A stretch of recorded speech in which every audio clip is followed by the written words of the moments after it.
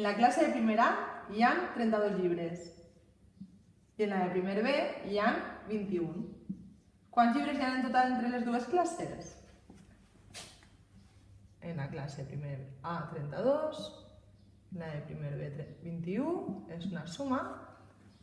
Passarem un llibre a aquesta classe.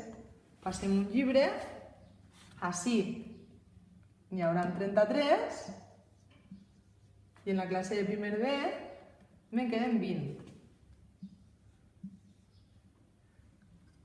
Vaig a passar-ne 10 més.